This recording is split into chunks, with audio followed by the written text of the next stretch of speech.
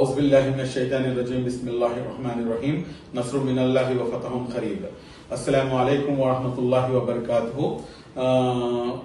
ఇప్పుడే జస్ట్ కాసేపు ముందు మన గౌరవ ముఖ్యమంత్రి వర్యులు మాన్య శ్రీ నారా చంద్రబాబు నాయుడు గారు ఏ రకంగా అయితే ముస్లిం సమాజంపై ఆయనకు ఉన్నటువంటి చిత్తశుద్ధి, అదేవిధంగా ముస్లిం సమాజం ఆయనపై ఉన్నటువంటి నమ్మకం ఏదైతే ఉందో ఆ నమ్మకాన్ని ఎక్కడ కూడాను ఒమ్ము కానికుండా ఇప్పుడు ప్రెసెంట్ ఆయన ఒక కాన్ఫరెన్స్ అనేది తీసుకొని, ఒక కాన్ఫరెన్స్ కాల్ అనేది తీసుకొని అందరితో కూడాను ఆయన మాట్లాడడం జరిగింది. మరీ ముఖ్యంగా ఆయన అందులో మిమ్మల్ని అందరినీ కూడా నేను కాన్ఫరెన్స్ లో తీసుకోవడానికి ఏదైతే జరుగుతుందో, ఏదైతే ఇప్పుడు ఈ బిల్ ఏదైతే వస్తుందో ఇందులో మేము సాధించినటువంటి విజయం ఏంటి అనేది ఆయన స్పష్టంగా చెప్పడం జరిగింది. వక్ఫ్ బై యూజర్ మరియు అదేవిధంగా ఇంకా 3 అంశాలని ఏ రకంగా అయితే ఆయన చెప్పారో ఆ అంశాలన్నింటినీ నిన్నటి నుంచి మీడియాలో మొత్తం కూడా సర్క్యులేట్ అవుతున్నాయి.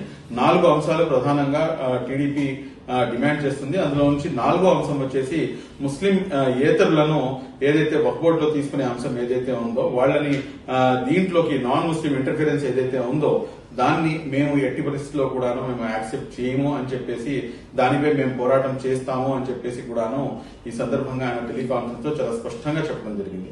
ఒకవేళ కాంట్ బట్ సిచ్యువేషన్ లో కనుక ఒకవేళ ఇఫ్స్ అండ్ బట్స్ అనేది ఆల్వేస్ విల్ బి దేర్, ఒకవేళ అలాంటి సిచ్యువేషన్ కనుక ఏర్పడితే కనుక అట్లీస్ట్ మన రాష్ట్రం వరకైనా కానీ ఎక్కడ ఎటువంటి ఇబ్బంది రాకుండా చూసుకునేటటువంటి బాధ్యత నాది అని చెప్పేసి టెలికాన్ఫరెన్స్ ద్వారా ఆయన నాయకులందరికీ కూడాను ఒక మనోధైర్యాన్ని, ఒక కంప్లీట్ గా ఒక మెసేజ్ అనేది ఏదైతే తెలుగుదేశం పార్టీ సుప్రీమో నారా చంద్రబాబు నాయుడు గారు, అదేవిధంగా నారా లోకేష్ గారు ఏదైతే చిత్తశుద్ధి ముస్లిం సమాజంపై ఉందో ఆ చిత్తశుద్ధిని నిరూపించుకుంటూ ఒక వీడియో ఒక కాల్ కాన్ఫరెన్స్ అనేది తీసుకుని మాట్లాడడం జరిగింది.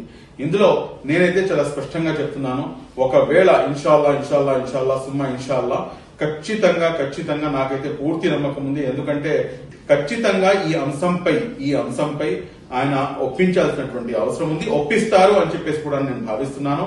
ముస్లింలు ఏదైతే ముస్లిం ఏతరులు ఉన్నారో వాళ్ళని దీంట్లోకి తీసుకోవడం అనేది ఏమాత్రం కూడా సమంజసం కాదు అని చెప్పేసి స్వయాన తెలుగుదేశం పార్టీ సుప్రీమో గౌరవనీయులు నారా చంద్రబాబు నాయుడు గారు ఆయన అనుకుంటున్నారు. కాబట్టి ఖచ్చితంగా ఆ అంశాన్ని విజయం సాధిస్తారు అని చెప్పేసి కూడాను నేను ఆశాభావాన్ని వ్యక్తం చేస్తున్నాను. అదేవిధంగా మీరందరూ కూడా ప్రార్థన చేయండి. సాయంత్రం ఖచ్చితంగా ఈ తెలుగుదేశం పార్టీ తరఫు నుంచి కూడాను పార్లమెంట్ లో ఈ అంశంపై లేవదీసే అవకాశం కూడాను చాలా స్పష్టంగా ఉంది. ఇన్షాల్లా 4వ అంశంలో కూడాను పూర్తి విజయం ఇన్షాల్లా. ఇప్పుడు దాకా అయితే ఏదైతే ఈ 3 అమెండ్మెంట్స్ ని మనం యాక్సెప్ట్ చేసుకున్నామో, యాక్సెప్ట్ చేయించాము కేంద్ర ప్రభుత్వం ద్వారా, దీనివల్ల almost 55 to 60% of the problem solve అయింది.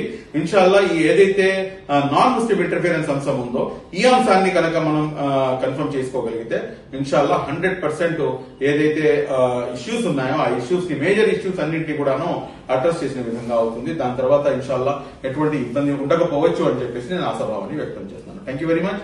జై హింద్. అస్సలాము అలైకుం వరహమతుల్లాహి వబరకాతుహు.